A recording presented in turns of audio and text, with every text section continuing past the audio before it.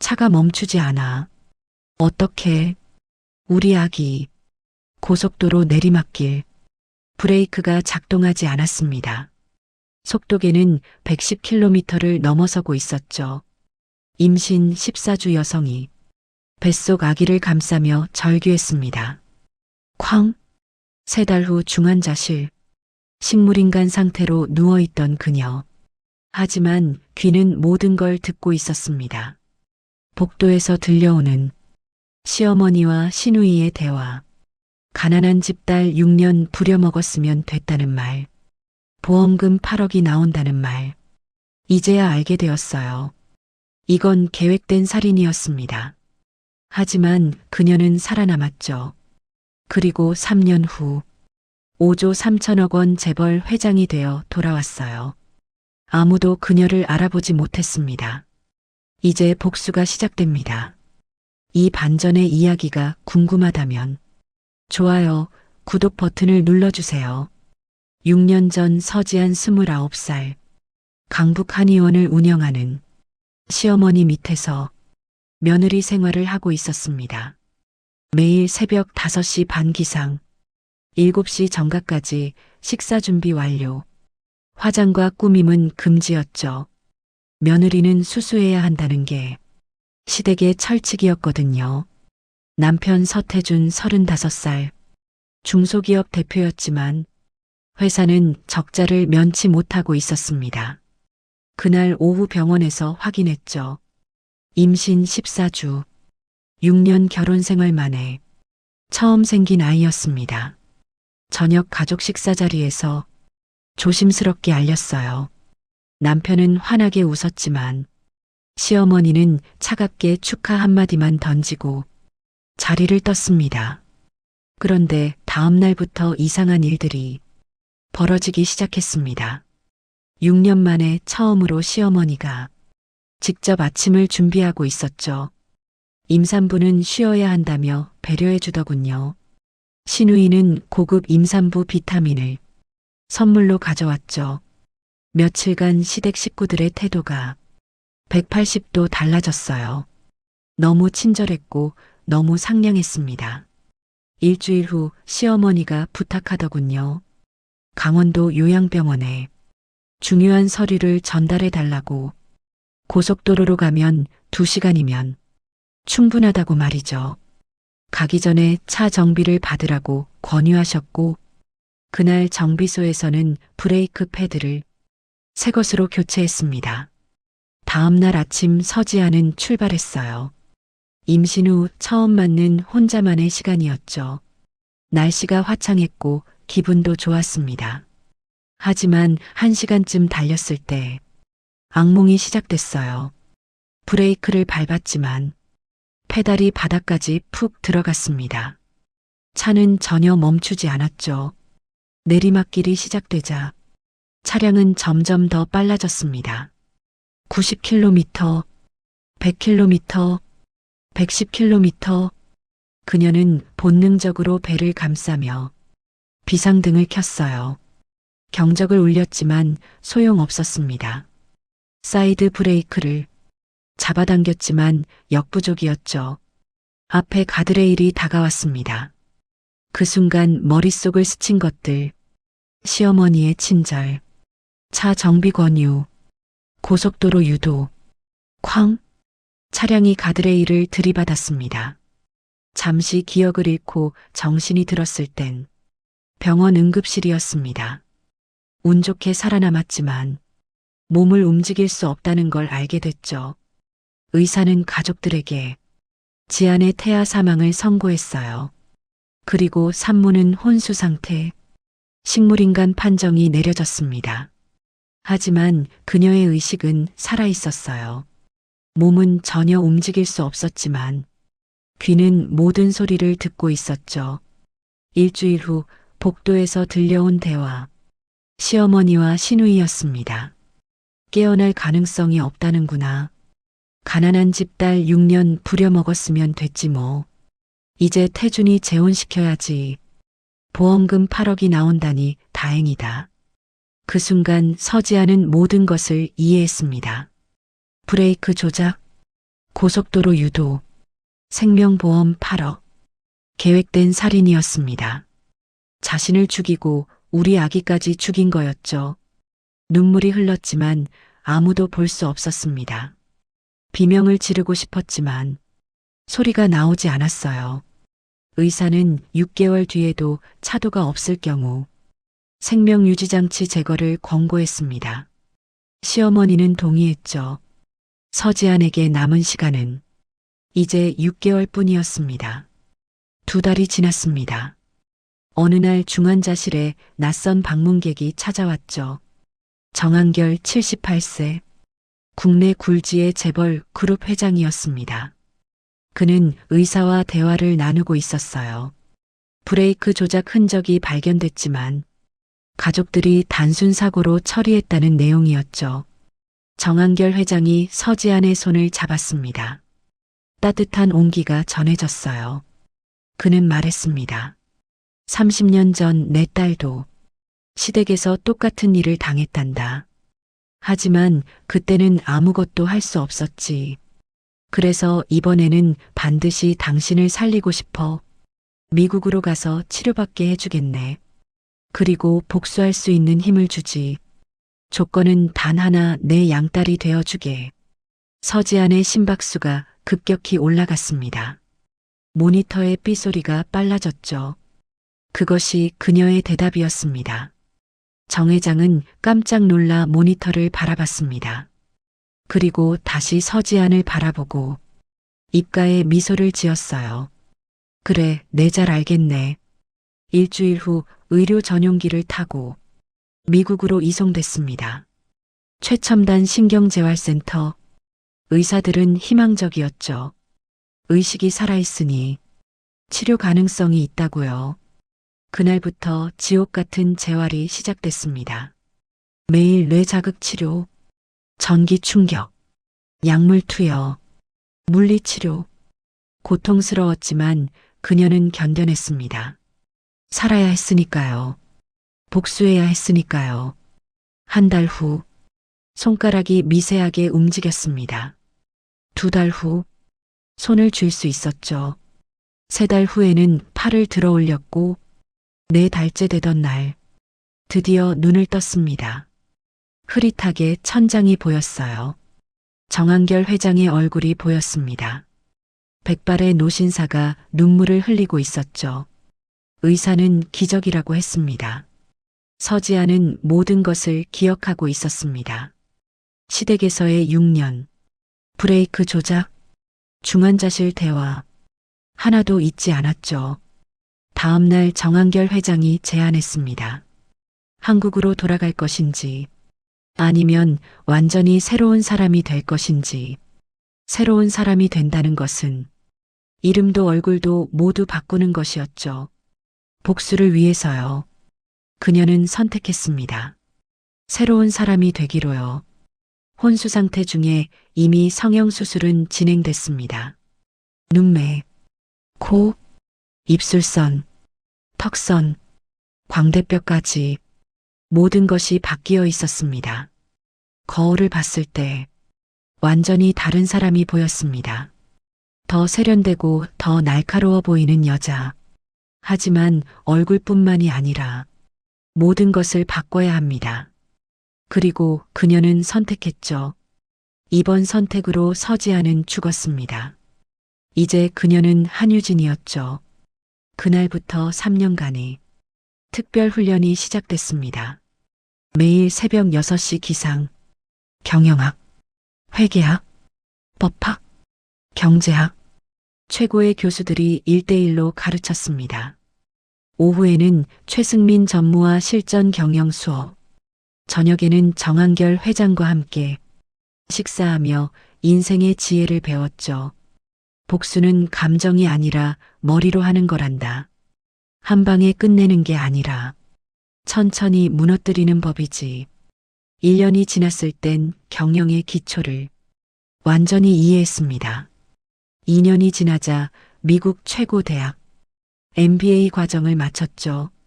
동시에 법학 공부도 병행했고 격투기까지 배웠습니다. 정신력을 기르기 위해서였어요. 3년째 되던 해, 정한결 회장은 그녀를 이사회에 데려갔습니다. 부회장으로 소개했죠. 그녀는 30분 동안 새로운 경영 전략을 발표했습니다. 이사들은 기립박수를 보냈어요. 순하고 착했던 며느리는 완전히 사라졌습니다. 이제 그녀는 5조 3천억 원, 유진그룹의 부회장이었죠. 그날 밤 그녀는 회장에게 말했습니다. 준비가 됐어요. 한국으로 돌아가고 싶습니다. 회장은 조금만 더 기다리라고 했지만 운명은 시간을 주지 않았습니다. 3개월 후 정한결 회장이 심장마비로 쓰러졌죠. 병원 침대에서 그는 마지막 말을 남겼습니다. 복수는 천천히 완벽하게 하렴. 그리고 복수가 끝나면 반드시 행복해지거라. 눈을 감았습니다. 모든 재산을 양딸 한유진에게 상속한다는 유언장이 공개됐죠. 5조 3천억 원. 32살 여성 재벌 회장이 탄생한 순간이었습니다. 그녀는 아버지 영정 앞에 무릎 꿇고 맹세했습니다. 완벽하게 해내겠다고요. 그날 한국행 비행기 표를 끊었습니다. 죽은 며느리가 재벌 회장이 되어 돌아가는 순간이었죠. 인천공항 입국장. 3년 만에 밟는 한국 땅이었습니다. 찬바람이 얼굴을 스쳤죠. 차를 타고 서울로 향하며 서류를 펼쳤습니다. 태준테크 서태준 대표, 남편의 회사였죠. 최근 3년간 실적 악화로 부채가 73억까지 불어난 상태였습니다. 새 투자자를 찾지 못하면 부도 확정이었죠. 한유진은 최승민 전무에게 지시했습니다. 우리가 투자자가 되겠어요. 하지만 조건은 냉정하게 80억 투자 대신 지분 70%입니다. 유진그룹 본사 도착. 최상층 회장실에서 서울이 한눈에 내려다 보였습니다. 저 멀리 6년간 살았던 동네와 시어머니의 한의원도 보였죠. 이제 내가 저들을 내려다보는 차례라고 생각했습니다. 일주일 후 투자 제안서를 발송했고 이틀 뒤 회의 요청이 왔습니다. 다음 날 오후 2시 태준테크 회의실. 3년 만에 그들을 만나게 됩니다. 검은 샤넬 슈트에 완벽한 메이크업. 거울 속 모습은 6년 전 그 며느리와 완전히 달랐습니다. 회의실 문을 열자 4명이 앉아 있었죠. 시어머니 장미란 시누이 장수아, 그리고 수아의 전 남편 서태준. 한유진은 차갑게 인사했습니다. 유진그룹 회장 한유진입니다. 그들은 정중하게 인사를 받더군요. 아무도 그녀를 알아보지 못했습니다. 5년을 함께 산 남편도, 6년을 시달린 시어머니도, 밀쳐서 아이를 죽게 한 시누이도 말이죠. 최승민 전무가 투자 조건을 설명하자 서태준이 반대 의견을 냈습니다. 한유진은 냉정하게 차단했죠. 귀사는 현재 부도 직전이고 다른 선택지가 없을 텐데요. 장미란이 한의원을 담보로 제공하겠다고 나섰지만 한유진은 이미 조사 끝이었습니다. 무면허 의료행위 제보가 들어간 상태라 담보 가치가 없습니다. 결국 서태준이 조건을 수락했습니다. 계약서에 서명하며 악수를 나눴죠. 3년 전 결혼 반지 끼고 잡았던 그 손이 지금은 차갑고 냉정한 비즈니스 악수였습니다. 나가려는데 장미란이 연세를 묻더군요. 한유진은 32이라 대답하며 한마디 덧붙였습니다. 세상에는 가족이란 이름으로 서로를 해치는 사람들이 있더군요. 전 그런 사람들을 절대 용서하지 않습니다. 복도를 걸으며 목의 펜던트를 만졌습니다. 부서진 시계 조각. 사고 현장에서 건진 복수의 증표였죠. 일주일 후 임시 이사회에서 한유진은 선언했습니다. 오늘부터 구조조정을 시작합니다. 서태준 대표는 사임하고 이사로만 잔류하세요. 한유진은 남편에게서 회사를 빼앗았습니다. 그가 자신에게서 모든 것을 빼앗았던 것처럼요. 다음 타겟은 장미란 한의원이었습니다. 무면허 의료행위와 세금 탈루 증거를 보건복지부에 제보했죠. 결과는 영업정지 6개월. 장미란이 사무실로 찾아와 무릎을 꿇으려 했습니다. 한유진은 차갑게 그녀를 내보냈죠. 다음은 신우이 장수아의 회사였습니다. 유진그룹이 공급하던 원자재를 즉각 중단시켰죠. 사업이 멈추고 막대한 위약금이 발생했습니다. 장수아가 찾아와 소리쳤습니다. 회장님이 나타난 후 우리 집안이 망했어요. 왜 이러는 거예요? 한유진은 침착하게 대응했죠. 그냥 사업일 뿐입니다. 그날 저녁 서태준과 마주 앉았습니다. 그는 도와달라고 애원했지만 한유진은 냉정했죠. 가망이 없다고 생각된 서태준은 더 이상 설득하지 못하고 무기력해졌습니다. 그 모습을 모던 한유진이 갑자기 화제를 바꿨습니다. 3년 전 부인 이야기를 들었어요. 그분이 많이 힘들었겠더군요. 시댁에서 무시받고 임신했을 때 사고까지 당하고. 서태준이 깜짝 놀라 와인잔을 떨어뜨렸습니다. 유리가 깨지는 소리가 울려 퍼졌죠. 한유진은 차분하게 말을 이어갔습니다. 정말 사고였을까요? 아니면 다른 이유가 있었을까요? 가족을 소중히 여기세요. 잃고 나면 돌이킬 수 없으니까. 서태준은 얼굴에서 피가 빠져나가는 듯 했습니다. 그리고 너무 놀라 도망치듯 그 자리를 빠져나왔습니다. 너무 위험한 말을 해버렸을지도 모릅니다. 하지만 다음날 더 큰 사건이 터졌죠. 장미란이 급성 심장마비로 쓰러졌습니다. 한유진은 병원으로 향했습니다. 이런 걸 원한 건 아닌데 죽으라고 한 게 아니야. 중환자실 앞에서 도착하니 서태준과 장수아가 초췌한 모습으로 서 있었습니다. 한유진을 본 장수아가 다 회장님 때문이라고 소리를 쳤죠.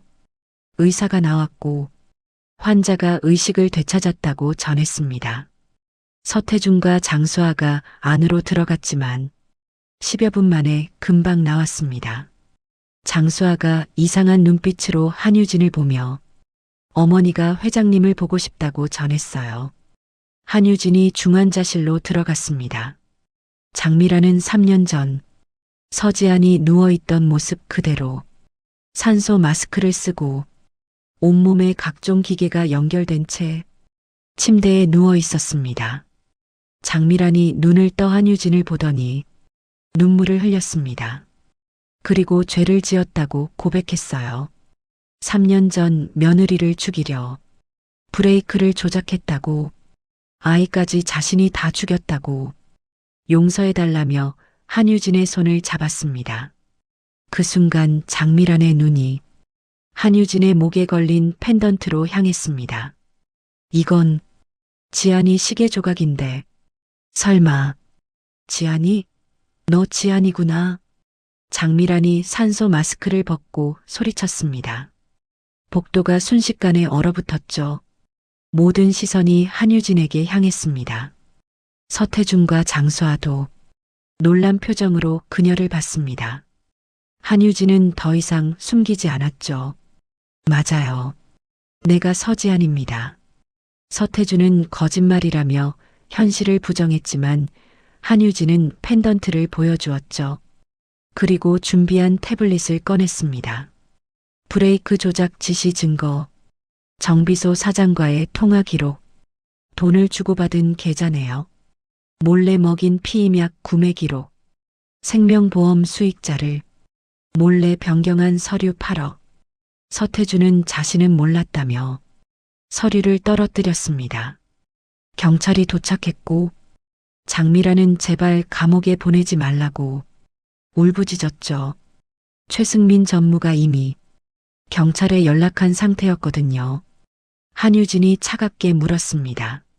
자신이 죽었으면 괜찮았냐고, 이제 와서 미안하다고 용서가 되냐고. 한유진은 돌아보지 않고 병원을 나왔습니다. 복수가 완성되는 순간이었습니다. 1년 후 재판 결과가 나왔습니다. 장미라는 징역 9년, 장수하는 집행유예를 선고받았죠. 서태준은 무혐의였지만 평생 죄책감 속에 살게 될 겁니다. 카페에서 마지막으로 서태준을 만났습니다. 다시 시작할 수 없냐는 그의 물음에 고개를 저었죠. 당신을 볼 때마다 아기를 잃은 그날이 떠올라요. 우린 3년 전에 이미 끝났습니다. 행복하게 사세요. 차에 타서 한참을 울었습니다. 슬퍼서가 아니라 이제 정말 끝이라는 안도감 때문이었죠. 다음 날 정한결 회장의 묘소를 찾았습니다. 부서진 시계 펜던트를 묘소 옆 땅에 묻었습니다. 이제 복수의 증표는 필요 없으니까요. 진짜 자신으로 살고 싶었습니다. 행복해지는 법을 배워볼게요, 아버지. 며칠 후 봄이 왔습니다. 사무실 창가에 서서 흩날리는 벚꽃을 바라봤죠. 최 전무가 요즘 자주 미소 짓는다고 말하더군요. 한유진은 대답했습니다. 네, 행복해요. 진심이었습니다. 복수는 끝이 아니었죠. 미움을 놓아주는 순간 진짜 자유가 시작되는 것이었습니다. 가장 추운 겨울이 지나면 봄은 반드시 옵니다.